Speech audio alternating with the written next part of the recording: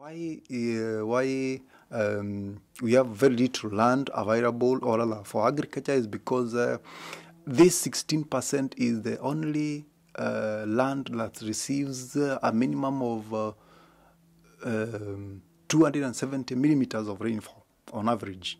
So the rest of the country receives less than this, which does not qualify it for food production. And we have only two river basins, that is the Earth River Basin and the Tana River, and the western part of the country, which supports this particular small fraction. The rest of the country is actually dry with no reliable water sources or sufficient rainfall. Yeah, it's actually 16%, which is arable land, but then you have the same 16% which supports agriculture is the same land that supports about 75% of the population.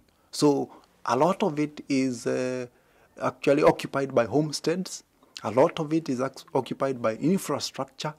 So actually less than 10% is available for farming, for agriculture basically, because the rest of it is taken by forests, homesteads, and infrastructure, roads, because the road networks is actually governed, or rather is actually developed due to the agricultural potential. So quite little is available for agriculture. Yeah, in terms of sustainability, agriculture, in terms of agriculture and energy, we are lacking in both. In that we have not actually optimized the land use for agriculture. Farming systems are still not quite proper. So there is need to improve our agricultural potential. There is potential. We could have water-fed irrigation, or rather water-fed agriculture, because basically we rely majorly on rain-fed agriculture. So there is a potential to increase our agricultural security. In terms of energy, we rely mostly on imported petroleum. Hydropower is being affected by these weather or climate changes, so it is still not reliable. But we also have geothermal energy, which we have not actually been able to exploit properly, and also biomass. Basically, we have not exploited. Yes, there is potential, but we have not been able to exploit it fully. Yeah. Okay. In terms of biomass. The potential in biomass or waste-based biomass, we have about 9 sugar companies which generate a lot of bagasse, which could be used for energy, and also molasses from the same sugar factories. We also have coffee. We grow a lot of coffee, and a lot of husks and wastewaters has not been tapped for energy. Sisal, we also have some few large plantations of sisal, which could actually produce quite a substantial amount of energy. We also do have flower farms. We export a lot of flowers to Europe and elsewhere. And we have a lot of waste which has not been used for energy production. We also grow pineapples, especially in very centralized huge plantations. None of these are seen any waste conversion into energy. To give you a summary of electricity access, I would say nationally 18% have access to electricity. In the urban centers, it's around 51%, or rather 51% of people have access to electricity. In the rural areas, only 6% have access to electricity. The rest of the population in the rural areas depend on firewood, charcoal, and kerosene for the lamps or lanterns, which they normally light their homes with. Okay, I would say that in terms of population distribution, majority of Kenyans are in the rural areas. Out of the 41 million estimates of the year 2011, more than, let's say, 55% live in the rural areas.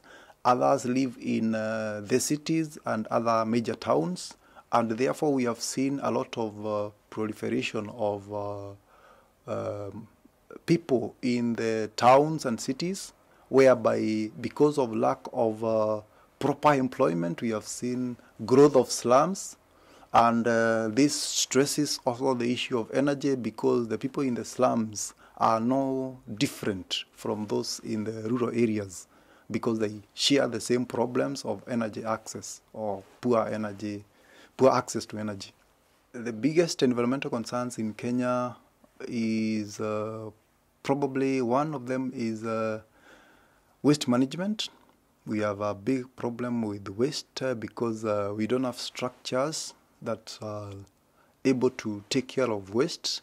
A lot of waste drains into the main rivers, and therefore much of the rivers, or many of the rivers, have been polluted with a lot of waste.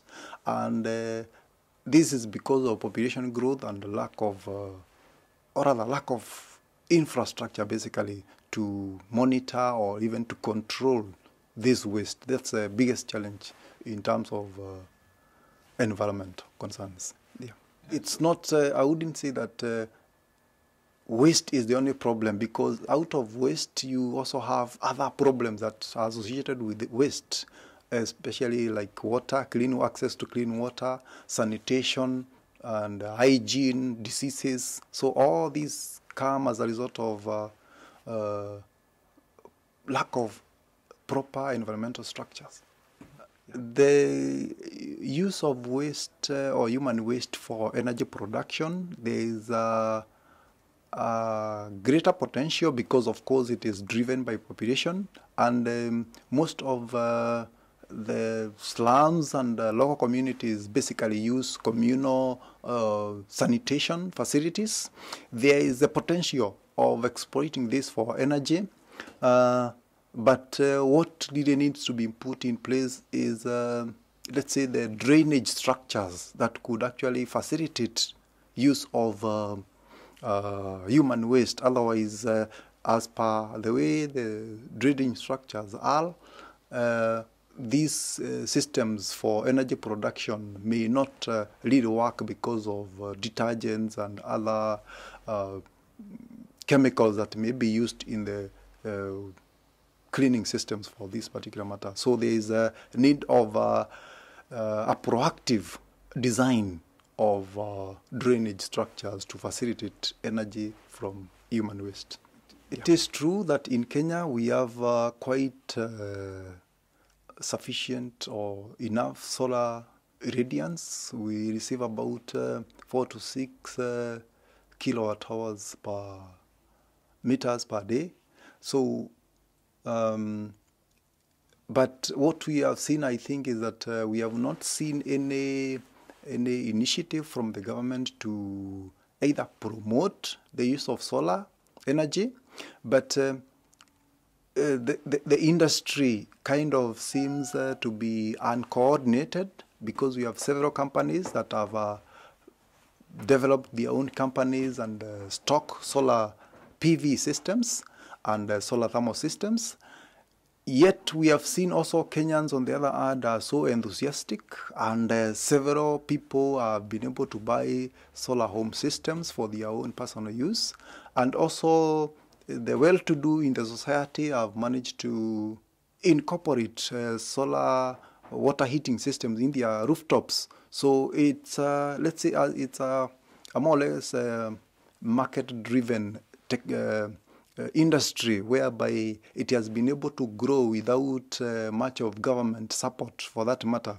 On the other hand, we have seen the government, on the other hand, trying to establish off-grid system, or rather slightly larger solar PV systems for institutions such as schools, dispensaries, administrative offices, and other government offices in the remote areas.